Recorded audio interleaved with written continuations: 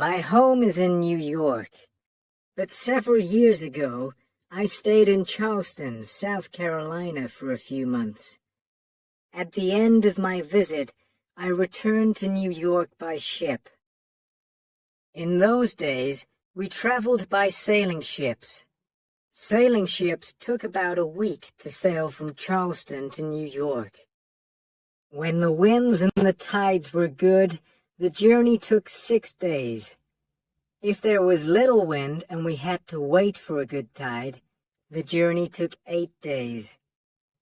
There were no regular days and times for ships to sail. Passengers went to a shipping office. They asked a clerk where ships were going.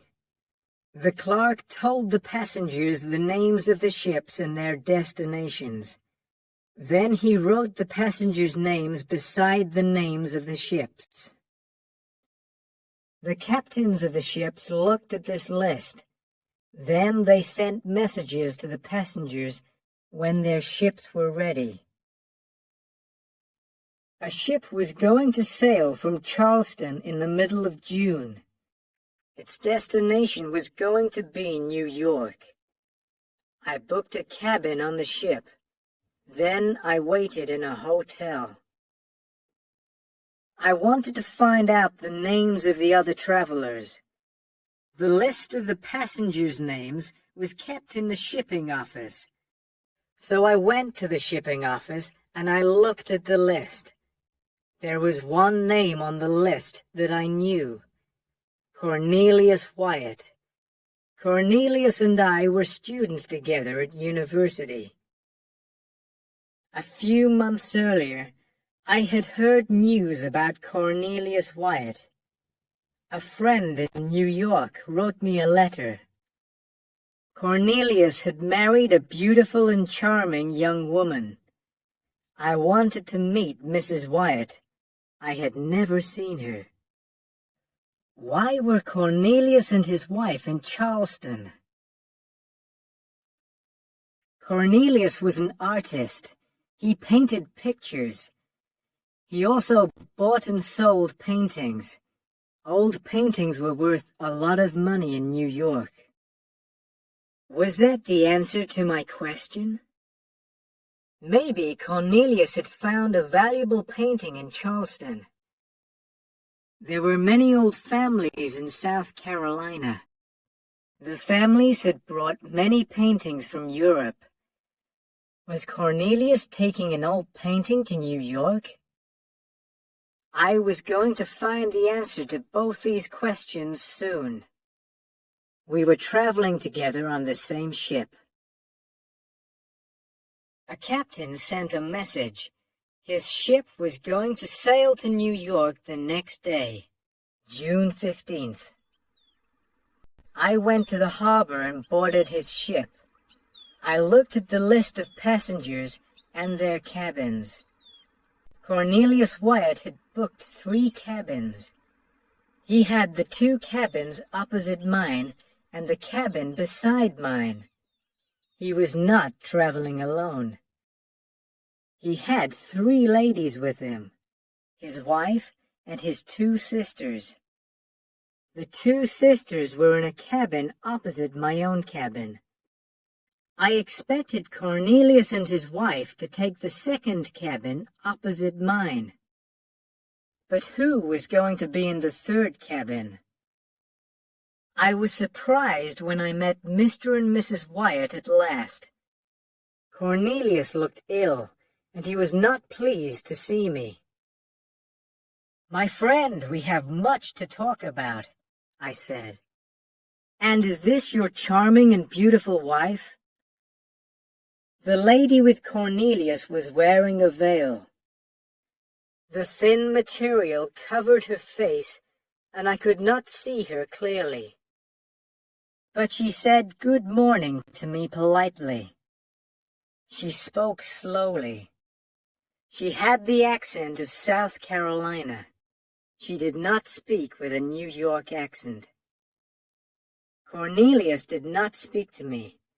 He took his wife into the cabin opposite mine and shut the door. Cornelius was very rude, I thought. But he is an artist. Artists can be very selfish. We will talk later. But who is staying in the third cabin? Maybe a servant will be in the cabin beside me. 2 men brought a box onto the ship. It was an oblong box, about 6 feet long. The man took the box to Cornelius Wyatt's third cabin, the cabin beside mine. They put the box down on the floor while they opened the door. The words Wyatt and New York were written on the top of the box. I watched the 2 men carry the oblong box into the cabin. Then I heard the men talking. The walls of the cabin were thin, and I could hear their conversation. "It smells bad, doesn't it?" said one man. "Yes," said the other man. "What's in it, do you think?" The 2 men left the cabin and closed the door. I wanted to look at the strange box more carefully, but I could not do that. First, I must speak to Cornelius. There were paintings in the box. That is what I believed, but I wanted to see them. What had Cornelius found in Charleston? Maybe the paintings were secret and valuable. I saw Cornelius later in the evening. All the passengers were in the dining room eating dinner. I tried to speak to Cornelius, but he did not want to talk. He was rude to me. Also, he was not hungry. He ate nothing. Was he ill? "Well," I said, "we're old friends, but you're behaving badly." Cornelius said nothing. I was angry with him now. I wanted to be rude, too. "Are you worried about the things in your box?" I asked. "I have guessed what is inside it, but I won't tell anyone." I said the words. Then I wished that I had not said them. Suddenly Cornelius Wyatt's face became very pale. His eyes were large and bright. Was he ill, or was he mad? Cornelius Wyatt suddenly fell to the floor and was still. He had fainted. The captain and 2 sailors helped Cornelius to his cabin. I went to my own cabin and tried to sleep, but I could not rest. I heard someone open the door of the cabin beside me. Had Cornelius gone into the cabin? Had he gone to look at his pictures? I heard the sound of metal on wood. Was Cornelius opening the box? Maybe I slept a little then. Maybe I dreamt. I thought that I heard the sound of someone crying. Cornelius stayed in that cabin. He did not want to come out. Food was taken to him. He did not eat it. "Those paintings must be extremely valuable," I said to myself. "Cornelius cannot leave them for a minute." Then I thought of another reason for my old friend's strange behavior. Mrs. Wyatt did not stay in her cabin. She came out and talked to the other passengers. I saw her in the dining room. I was very surprised. I had been told that Mrs. Wyatt was beautiful and charming, but she was neither beautiful nor charming, and she was not young. My friend had said that Mrs. Wyatt was from New York, but she spoke with a South Carolina accent. Was this the reason for my friend's strange behavior? Had Cornelius made a mistake? Had he married the wrong woman? Was he sad and upset about this? The door of the cabin was locked and Cornelius did not come out. What was he going to do when we reached New York? Then something happened, and I forgot Cornelius Wyatt's secrets. A few days after we left Charleston, there was a storm. The wind blew and the sea became rough. The waves grew taller and taller. It was a very bad storm. It blew the ship south, back toward Charleston. The wind was very strong. It blew all night. The ship moved from side to side. It almost turned over. The mast broke. The captain could not steer the ship, and it went toward the shore.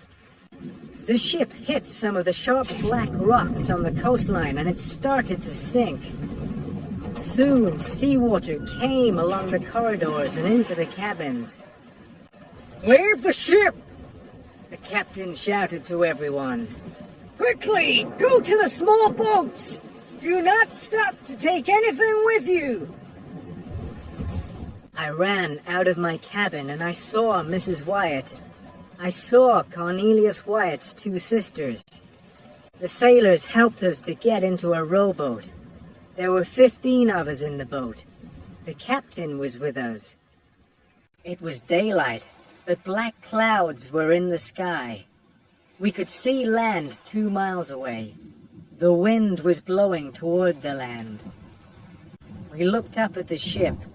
It was now low in the water. The ship was sinking. Soon it was going to be under the sea. Suddenly, we saw Cornelius Wyatt.